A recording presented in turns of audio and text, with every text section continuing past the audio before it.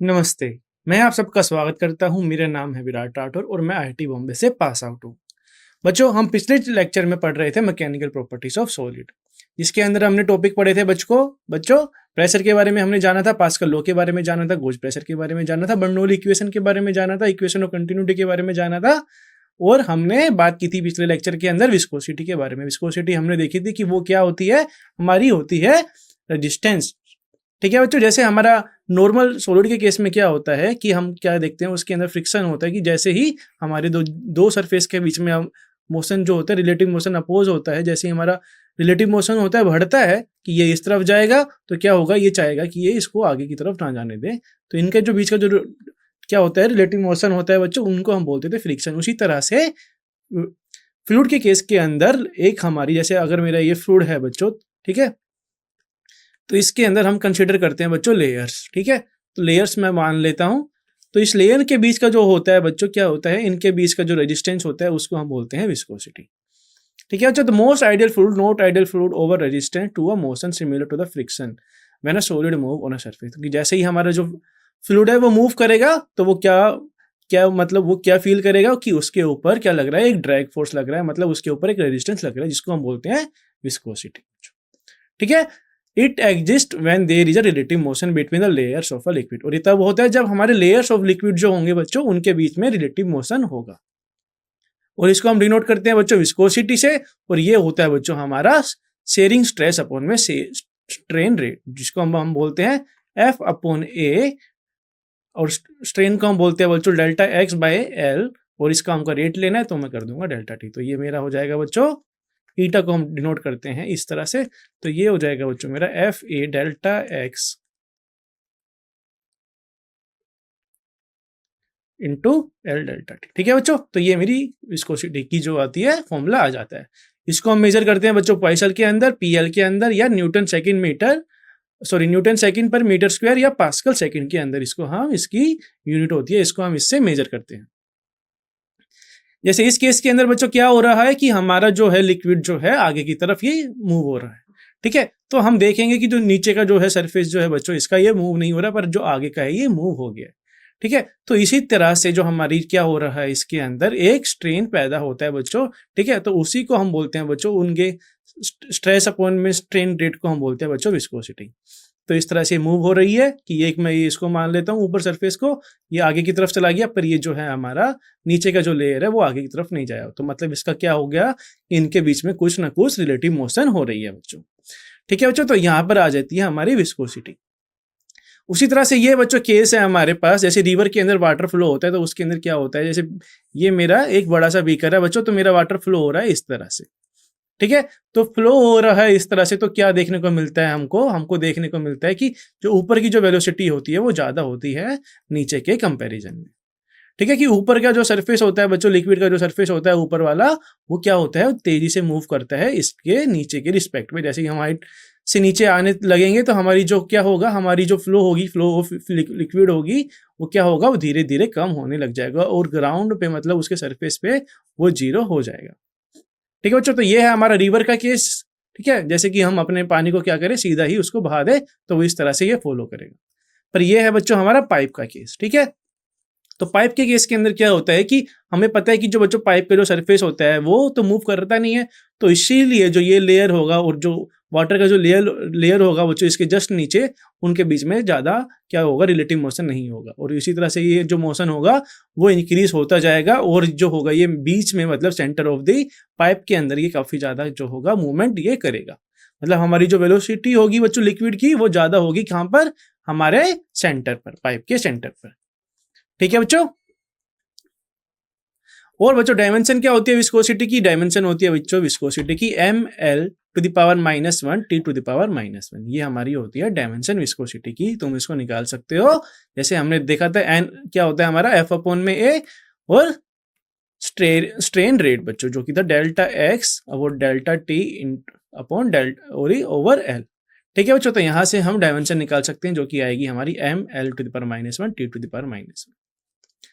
Generally thin liquids like water and alcohols are less viscous. कह रहा है कि जो वाटर होते हैं बच्चों, एल्कोहल होते हैं, वो क्या होते हैं, लेस विस्कस होते हैं देन थिक लिक्विड लाइक कोल, टारकोल, ब्लड, ग्लिसरीन। तो कहते हैं बच्चों कि हमारी जो विस्कस जो होता है वो क्या होते हैं, मतलब जो वाटर होता है हमारा, जो अल्कोहल होता है वो कम विस्कस होते हैं किनसे, टारकोल से, ब्लड से और ग्लिसरीन से। इसका मतलब क्या हुआ कि जैसे अगर मेरे पास एक बीकर है बच्चों, मान लीजिए, ठीक है, तो मेरे पास इसके अंदर वाटर फिल हुआ है, ये है बच्चों मेरा एम्प्टी बीकर। तो इसके अंदर मैं पानी को कर रहा हूँ, क्या कर रहा हूँ, फिल कर रहा हूँ। तो मेरा क्या देखेंगे हम कि जैसे ही मैं इसको उठा के क्या करूंगा, इसको मैं क्या करूंगा, इस तरह से रखूंगा, ठीक है, ये इस तरह से हो जाएगा बच्चों, और ये पानी जो होगा सीधा का सीधा इस बीकर के अंदर आ जाएगा। मान लेते हैं उसके लिए जो टाइम लगेगा वो लग रहा है T1। तो वैसे ही अगर सिमिलरली ऐसा केस हो हमारे पास जिसके अंदर वाटर ना फिल करके हम हनी फिल कर दें बच्चों, जो कि काफी ज्यादा डेंस होता है, और इसको मैं जैसे पुट करूंगा बच्चों, पोर करूंगा दूसरे बीकर के अंदर, तो हमको देखने को मिलेगा कि जैसे मैं इसको पोर करूंगा ये टाइम ज्यादा लेगा, मतलब जो इनके बीच का जो विस्कस होगा वो ज्यादा होगा, मतलब ये ज्यादा गाढ़ा होगा बच्चों, ठीक है, ये ज्यादा घनत्व होगा कंपैरिजन में वाटर के, ठीक है। तो विस्कस ज्यादा होते हैं हमारे हनी, टारकोल, जो क्या करते हैं वो मतलब धीरे से फ्लो होते हैं बच्चों इनके कंपैरिजन में। The viscosity of the liquid decrease with temperature, कह रहा है जो विस्कोसिटी होती है बच्चों लिक्विड की वो डिक्रीज हो जाती है टेम्परेचर के साथ में, और इंक्रीज होती है बच्चों गैस के केस के अंदर, ठीक है बच्चों। तो ये प्रॉपर्टी है, ये भी याद रखना तुम। तो चलिए आगे बढ़ते हैं, बात करते हैं बच्चों अभी हम स्टोक्स लॉ की। स्टोक्स लॉ क्या होता है, when a body fall through a fluid, the layer of a fluid in contact with it are dragged, causing a relative motion with the fluid layer, resulting a retarding force on the body। कह रहे हैं कि बच्चों जैसे कि एक मेरी body है, मान लेते हैं कि एक ये मेरा बीकर है, और तुमने क्या किया, एक स्फेयर को, एक स्मॉल बॉल को बच्चों क्या किया, इसके अंदर क्या कर दिया, एक ये मान लेते हैं ये मेरी मेटल की बॉल है, ठीक है, ये हार्ड बॉल है बच्चों, या स्टोन की बॉल मान लेते हैं। तो क्या होगा कि जैसे ही ये पानी के अंदर जाएगी बच्चों, तो ये मूव होगी नीचे की तरफ, और क्या होगा, जो लेयर होंगी बच्चों इसकी क्या करेंगी, ये इसको अपोजिट फोर्स देंगी, एक विस्कस फोर्स देंगी, ठीक है बच्चों। यहाँ पे लिखा हुआ है ना कि जो जैसे ही फ्लूइड जो हमारा कांटेक्ट में आएगा, ये क्या करेगा, जो हमारा वाटर जो होगा वो अपोज करेगा इसके मोशन को, ठीक है। तो जो हमारा रिलेटिव मोशन होगा ना बच्चों फ्लूइड का, क्या करेगा, वो रिटार्डिंग फोर्स के अंदर बदल जाएगा, कि इसके अंदर ये एक्सपीरियंस करेगा एक विस्कस फोर्स बच्चों ऊपर की तरफ। और वो विस्कस फोर्स जो बच्चों हमारा होता है, जैसे वो डिपेंड करेगा किस किस के ऊपर डिपेंड करेगा बच्चों, वो डिपेंड करेगा इसके रेडियस पे कि कितना साइज, इसका साइज पे डिपेंड करेगा, और इसकी वेलोसिटी पे डिपेंड करेगा, और हमारे इसके विस्कोसिटी ईटा के ऊपर, विस्कोसिटी कांस्टेंट के ऊपर डिपेंड करेगा, ठीक है। तो viscous force is proportional to the velocity of the object and the opposite to the direction. तो बच्चों विस्कस फोर्स जो होता है हमारा वो लगता है अपोजिट डायरेक्शन के अंदर, जहां पर हमारी जो है क्या हो रहा है, हमारा जो बॉडी है, ऑब्जेक्ट है, वो मूव हो रहा है, उसके अपोजिट ये लगता है। और विस्कस फोर्स की वैल्यू होती है बच्चों 6 पाई NAB, ठीक है, जिसके अंदर 6 पाई तो हमारा कांस्टेंट है, n है बच्चों ईटा, और a है बच्चों हमारा रेडियस ऑफ द ऑब्जेक्ट, ठीक है बच्चों, और v है बच्चों हमारी वेलोसिटी की, उसकी वेलोसिटी से वो मूव हो रहा है। देखिए ये ईटा है हमारा बच्चों फ्लूइड की विस्कोसिटी, ए है बच्चों हमारा स्फीयर का रेडियस, और वी है बच्चों हमारा वेलोसिटी ऑफ द ऑब्जेक्ट, ठीक है। तो ये बेसिकली क्या कर रहा है, जो ड्रैग फोर्स होता है बच्चों, इसकी ये वैल्यू आती है कि ये इतना एक ड्रैग फोर्स लगाएगा ऊपर की तरफ, ठीक है बच्चों। चलिए आगे बढ़ते हैं, अब बात करते हैं बच्चों टर्मिनल वेलोसिटी की। टर्मिनल वेलोसिटी क्या होती है बेसिकली हमारी, कि जैसे तुमको देखा होगा बच्चों, जैसे कि टर्मिनल वेलोसिटी अगर मैं तुमको बताऊं कि जैसे हमारे जो क्लाउड होते हैं बच्चों, क्या होते हैं, क्लाउड होते हैं वो काफी ज्यादा हाइट पे होते हैं, काफी ज्यादा हाइट पे होते हैं हमारे अर्थ सरफेस से। मान लीजिए कि ये 10 किलोमीटर की हाइट पर है, ठीक है बच्चों, 10 किलोमीटर या इनको 20 किलोमीटर भी या 40 किलो भी मान सकते हो, कि मान लेते हैं कि ये 20 किलोमीटर हाइट पे है बच्चों। तो हमारा जो क्या होगा, यहाँ पर जो ड्रॉप होगी बच्चों, मान लेते हैं कि वो उसकी हाइट का जो, अगर मैं इसकी टोटल एनर्जी लिखूं बच्चों इस पॉइंट पर, और जैसे ये इधर आएगा तो उसकी मैं क्या लिखूंगा कि mgh प्लस हाफ mv, मतलब वो तो कन्वर्ट हो गया बच्चों, ये कन्वर्ट हो जाएगा बच्चों आके नीचे हाफ mv² में, m से बच्चों m कट जाएगा, और क्या देखने को मिलेगा, हमारा वेलोसिटी जो होगी वो होगी √2g, जो कि कितने के बराबर होगी बच्चों, काफी ज्यादा बड़ी होगी, क्योंकि h जो है हमारा काफी ज्यादा बड़ा है, ठीक है। तो पर हमको क्या देखने को मिलता है कि जो हमारी रेन की जो वेलोसिटी होती है बच्चों नीचे गिरने की, वो काफी मतलब एक सिमिलर वेलोसिटी होती है, कांस्टेंट वेलोसिटी होती है। तो उसको हम क्या कहते हैं, टर्मिनल वेलोसिटी, कि मतलब क्या होता है कि जो हमारा एयर, जो सॉरी वाटर ड्रॉपलेट है वो नीचे की तरफ आ रहे हैं, तो एयर ड्रैग उसके लिए ऊपर की तरफ लगता है, जो कि बैलेंस कर लेता है इसके फोर्स को, और ये क्या होता है, एक नॉर्मल एक कांस्टेंट वेलोसिटी से वो नीचे की तरफ गिरता है, और उसे ही हम बोलते हैं बच्चों हमारी टर्मिनल वेलोसिटी। ठीक है, तो पढ़ते हैं, देखते हैं ये क्या बोल रहा है कि ऐसा फॉलिंग ऑब्जेक्ट एक्सीलरेट की कह रहा है कि हमारा जो ऑब्जेक्ट जो है फॉल कर रहा है वो एक्सीलरेट करेगा, तो उसके अंदर क्या लगता है, एक रिटार्डिंग फोर्स लगता है, एक अपोजिट फोर्स लगता है, किसकी वजह से बच्चों, विस्कोसिटी की वजह से। कि जैसे कि हमने ये देखा कि हमारा एयर का केस है, उसी तरह से बच्चों अगर मेरा वाटर का केस है कि मैंने एक मेटल को क्या किया, छोड़ दिया इसके अंदर, तो ये क्या करेगा, इसकी स्पीड इंक्रीज होगी, धीरे धीरे इसके ऊपर विस्कस फोर्स जो है वो बढ़ता रहेगा, और जैसे ये विस्कस फोर्स क्या करेगा, इसके बायंसी को बैलेंस कर लेगा, तो एक हमारी एक क्या करेगा, वो एक पर्टिकुलर एक कांस्टेंट टर्मिनल वेलोसिटी वो अटेन कर लेगा। ठीक है बच्चों, जो वेलोसिटी वो अटेन करेगा उसकी वैल्यू आएगी बच्चों इस तरह से कि तुमको क्या करना है, इक्वेट हमको करना है इसका वेट को बैलेंस, और इसके विस्कस फोर्स को और इसके बायंसी फोर्स को, इसको हमको बैलेंस करेंगे तो हमारी वैल्यू कुछ इस तरह से ये आ जाएगी। ठीक है बच्चों, तो ये बच्चों हमारा एक आता है कांस्टेंट, कि हमारी जो वेलोसिटी है वो कांस्टेंट हो जाएगी और वो एक्सीलरेट नहीं करेगी, मतलब जो उसके ऊपर नेट फोर्स जो होगा बच्चों वो हो जाएगा 0। ठीक है, तो रो है हमारा बच्चों ऑब्जेक्ट का डेंसिटी, ठीक है, और सिग्मा है बच्चों हमारा फ्लूइड की डेंसिटी, जिस फ्लूइड के अंदर उसको वो ट्रेवल हो रहा है, जिसके अंदर वो मूव हो रहा है। चलिए आगे बढ़ते हैं, अब बात करते हैं बच्चों हम सरफेस टेंशन की। ठीक है, you must have notice that oil and water do not mix, कह रहा है कि ऑयल वाटर मिक्स नहीं करते, हमें पता है, water wets you and me but not ducks. ठीक है, जो डक्स को है वो क्या करते हैं, वेट नहीं करते, पर वो हमको क्या कर देते हैं, हमको वेट कर देते हैं, गीला कर देते हैं। Mercury does not wet glass but water stick to it, oil rises up a cotton wick despite of gravity, soap and water rise up to the top of the leaf of a tree, hair of a plant brush do not cling together when dry and even when dipped in a water but form a fine tip when taken out of it। कह रहा बच्चों, तो कुछ चीजें तुमने देखी होगी बच्चों, फ्लूइड के केस के अंदर क्या होता है कि जो ऑयल और वाटर जो हमारे मिक्स नहीं होते हैं, कि हमारे ऊपर क्या होता है, कभी कभी जो मरकरी होता है वो हमारे अगर हम हाथ पे रखेंगे तो वो क्या होगा, वो हमको क्या मतलब वो एक पर्टिकुलर शेप ले लेगा, पर वो हमारे हैंड को वेट नहीं करेगा, पर वाटर जो होता है हमारे हैंड को वेट कर देता है। तो ये जो बच्चों प्रॉपर्टी होती है इसको हम बोलते हैं सरफेस टेंशन। मतलब क्या होता है कि जैसे कि अगर मान लीजिए कि जिसकी डेंसिटी काफी ज्यादा हाई है, तो वो क्या चाहेगा कि उसके मौलिक अगर वो जैसे मरकरी के केस के अंदर बच्चों और वाटर के केस के अंदर क्या होता है कि मरकरी की जो डेंसिटी होती है वो काफी ज्यादा हाई होती है, तो इनके जो बीच का जो अट्रैक्शन होता है वो जो फोर्स ऑफ अट्रैक्शन वो ज्यादा होता है वाटर के केस के अंदर। ठीक है, तो जो मरकरी होती है बच्चों हमारी, वो चाहती नहीं है कि हमारा जो बॉन्ड हो, उनका जो बॉन्ड है उनके एलिमेंट के बीच का, वो आसानी से टूट जाए, तो ये क्या करते हैं, सरफेस एनर्जी ये प्रोड्यूस करते हैं बच्चों। ठीक है, और उसी तरह से वाटर भी जो होते हैं हमारे, जैसे तुमने देखा होगा कि वाटर के केस के अंदर क्या होता है कि वैसे कि एक नदी में तुमने देखा होगा बच्चों कि हम तो जो है, हम जैसे ही नदी के अंदर पैर डालते हैं तो हम नीचे की तरफ क्या होते हैं, सिंक होने लग जाते हैं, पर हमको देखने को मिलता है कि उसके ऊपर क्या होते हैं, जैसे कि एक लीव्स हुआ, इसके ऊपर एक लोटस प्लांट मान लीजिए उसके ऊपर लगा हुआ है, तो ये क्यों नहीं करते हैं, ये क्यों सिंक नहीं करते हैं, क्योंकि ये एक्ट करते हैं, सरफेस टेंशन इसके ऊपर होता है। ठीक है बच्चों, तो इनकी प्रॉपर्टी हम पढ़ेंगे आगे, तो चलिए शुरू करते हैं। जो भी हमने बच्चों एग्जाम्पल है तो क्या करते हैं, वो एक्सपीरियंस करते हैं रिलेटेड, वो उसके सरफेस एनर्जी के ऊपर वो रिलेट करते हैं। As liquid has no definite shape, हमको पता है बच्चों लिक्विड के पास कोई डेफिनेट शेप नहीं होती, पर एक डेफिनेट वॉल्यूम होता है। They acquire a free surface when poured in a container, तो वो एक एक्वायर कर लेते हैं एक फ्री सरफेस जैसे ही हम उसको कंटेनर के अंदर हम डालते हैं हमारे लिक्विड को। द सरफेस पोसेस सब एडिशनल एनर्जी, तो बच्चों जो सरफेस जो होगा वो कुछ एडिशनल एनर्जी पोसेस करता है, वो देखते हैं। The phenomena is known as surface tension and it is concern with only liquid और gases do not have free surfaces, let us understand this phenomena.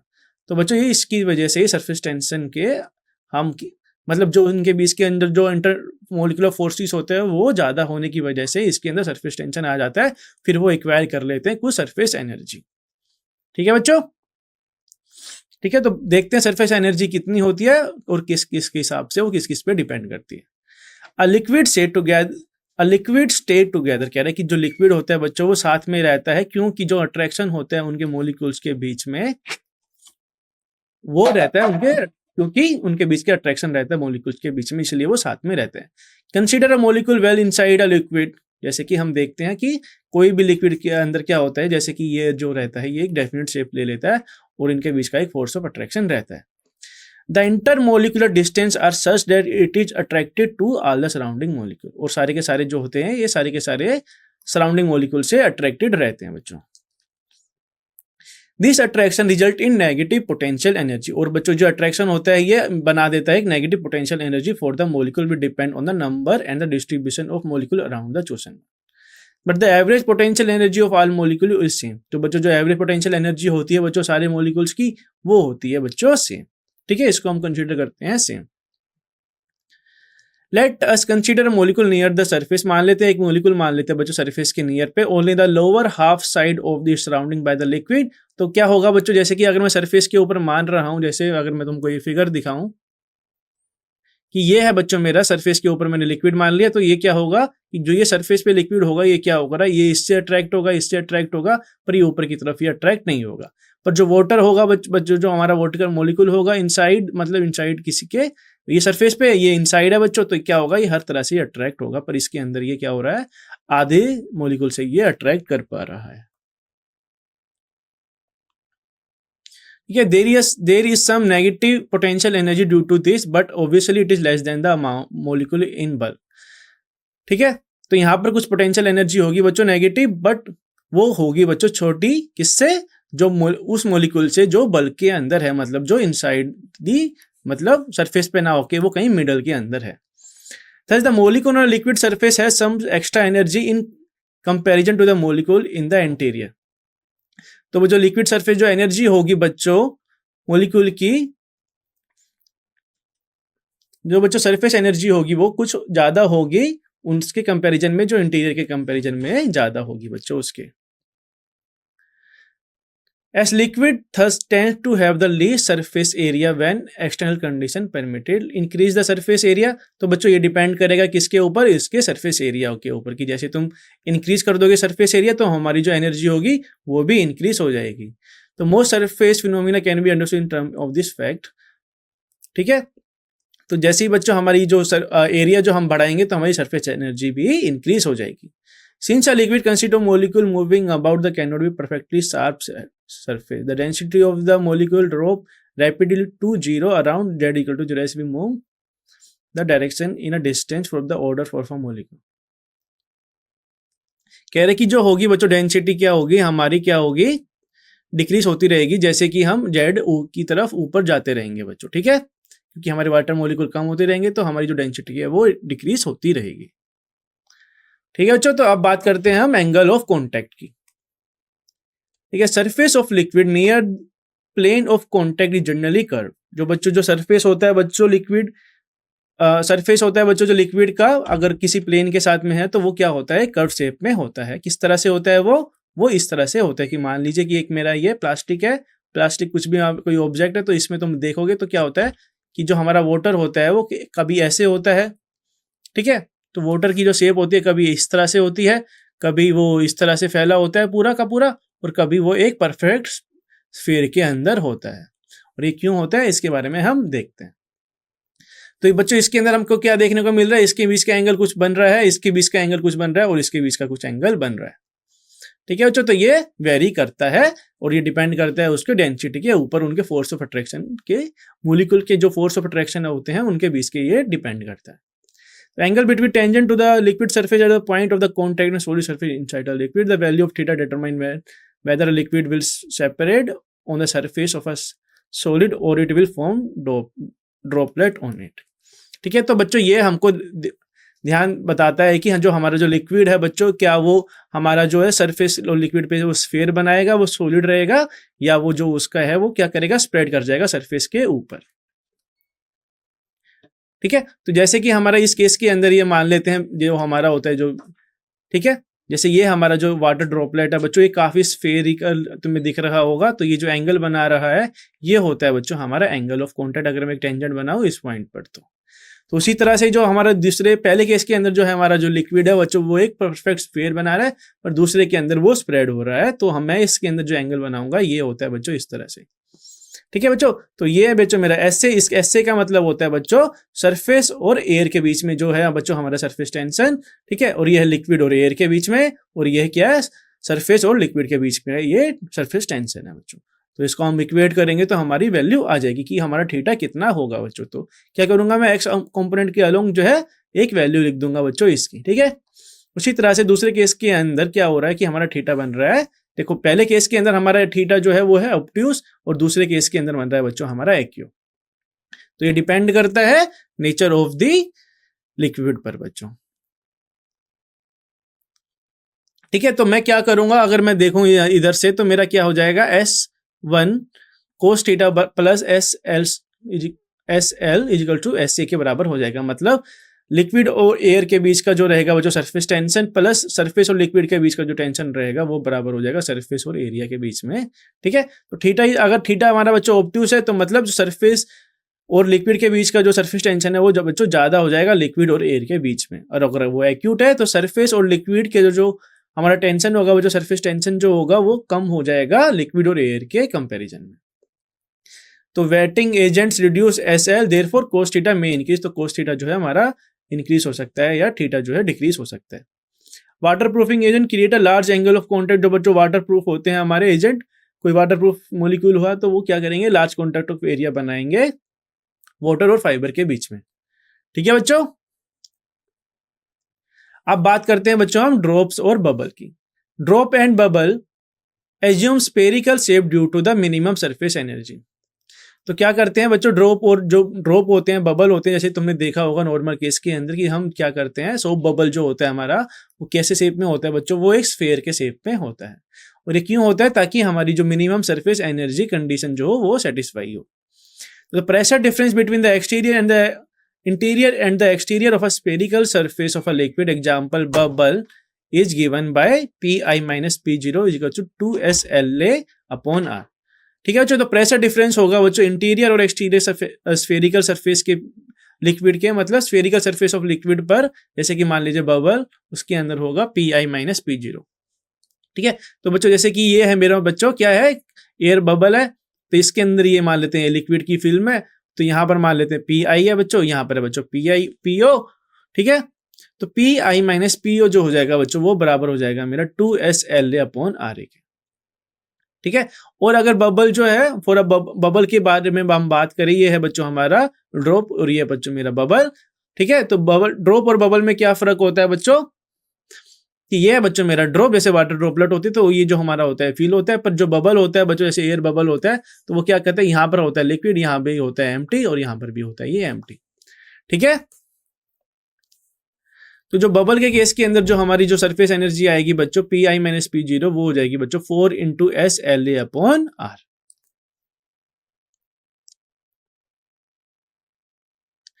चलिए ठीक है, आगे बढ़ते हैं। अभी क्या बात करते हैं कैपिलरी राइज के बारे में। One consequence of the pressure difference across the curved liquid air interface is the well-known effect that water rise up in a narrow tube in spite of gravity. The word Sipla means hair in Latin. If the tube were hair thin, the rise would be large, very large.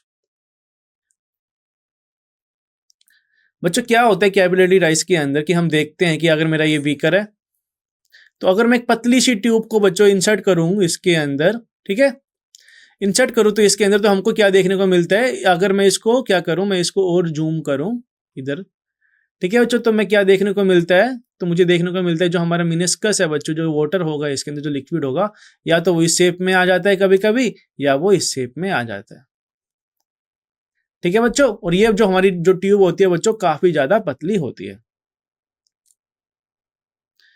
ठीक है बच्चों। तो ये है हमारी ऐसे capillary tube हमने क्या करी, पुट करी किसके अंदर, एक बीकर के अंदर, तो ये इस तरह से इसने शेप ले ली। और अगर ये तुमने इसको तो मैग्नीफाई करोगे तो ये होगा इस तरह से। तो ये बच्चों अगर मैं मान लूँ एंगल ऑफ कॉन्टैक्ट, ये जो हो जाएगा बच्चों हमारा एंगल ऑफ कॉन्टैक्ट ही, तो यहां से मैं निकाल सकता हूं कैपिलरी राइज जो होगा वो कितना हुआ है। To see the consider vertical capillary tube of a circular cross section radius A inserted into a open vessel of the water, the contact angle between the water and the glass is acute, ठीक है। जो angle जो होगा बच्चों वो रहेगा acute water के case के अंदर। Sir the surface of water in the capillary is concave, जो बच्चों सरफेस होगा बच्चों वाटर में वो कैपिलरी के अंदर वो है concave. This is means that there is a pressure difference between the two side of the top surface. तो जो बच्चों हम प्रेशर डिफरेंस लिखेंगे तो बच्चों सरफेस टेंशन के टर्म के अंदर तो वो आ जाएगा बच्चों हमारा P I minus P equal to 2s divided by R. तो इसको मैं लिख सकता हूँ 2s a sec थीटा।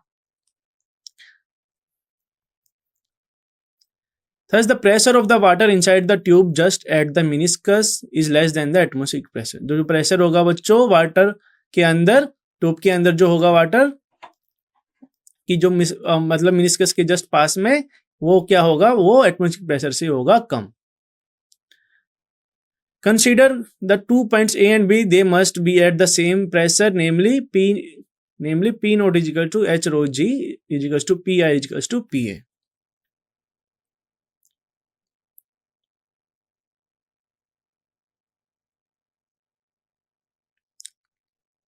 जहां पर बच्चों रो है बच्चों हमारी डेंसिटी, और इसको मैं अगर इक्वेट करूंगा तो बच्चों मेरा एच रो जी जो आएगा बच्चों वो आ जाएगा P I minus P zero two S cos theta divided by ए।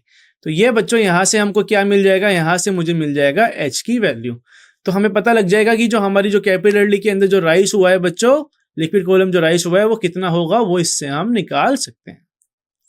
ठीक है बच्चों, चलिए आगे बढ़ते हैं। The discussion here make it clear that the capillary rise in the is due to the surface tension। जो बच्चों कैपिलरी राइज होता है वो सरफेस टेंशन की वजह से होता है। It is larger for a small A, और वो ज्यादा होगा किसके लिए, अगर हमारी जो ट्यूब होगी वो ज्यादा छोटी होगी, ज्यादा पतली होगी। तो typically it is in order of few centimetre for fine capillaries. For example if A is equal to 0.05 centimetre using the value of the surface tension of water, we find that H is equal to 2h by rho G A. ठीक है बच्चों, तो S हमको पता है बच्चों water का, वो होता है बच्चों हमारा 0.073 न्यूटन पर मीटर, और ये हो जाएगा बच्चों एच हमारा 2s अपन में रो जी ए। तो इसको मैं वैल्यू पुट करूंगा। ठीक है, तो रो बच्चों हमारा 10⁻³ किलोग्राम पर मीटर क्यूब, और जी है बच्चों मेरा 9.8 मीटर पर सेकंड स्क्वायर, और ए है बच्चों मेरा 0.05 सेंटीमीटर। इसको मैं कन्वर्ट करूंगा मीटर के अंदर, वो आ जाएगा बच्चों मेरा 5 × 10⁻⁻⁴ मीटर। तो जैसे ही मैं इसको इक्वेट करूंगा तो बच्चों मेरी आएगी बच्चों हाइट की वैल्यू, वो आएगी बच्चों 2.98 सेंटीमीटर। तो इसका मतलब क्या होगा कि इतना जो होगा कैपिलरी राइस हो जाएगा, उसके अंदर जो हमारे फ्लूइड है वो कैपिलरी राइस इतना हो जाएगा बच्चों 2.98 सेंटीमीटर।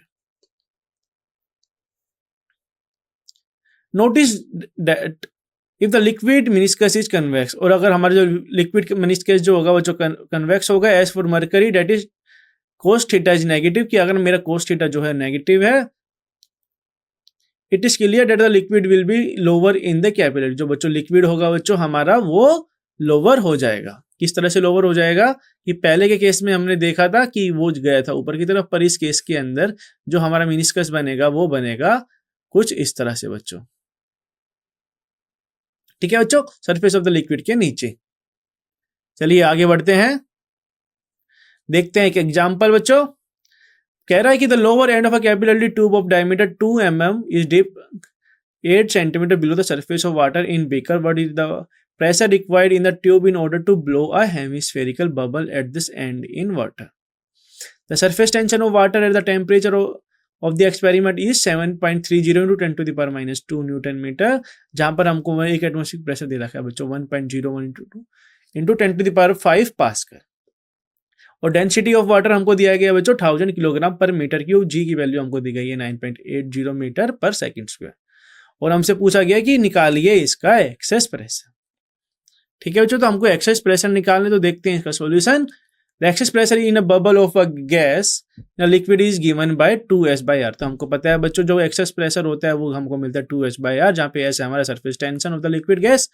तो हमने यहाँ पर नोट किया था कि बच्चों तो यहाँ पर एक ही लिक्विड सरफेस है बच्चों इस केस के अंदर। तो for a bubble of a liquid in gas there are 2 liquid surfaces, so formula of the excess pressure in that case is 4s/r।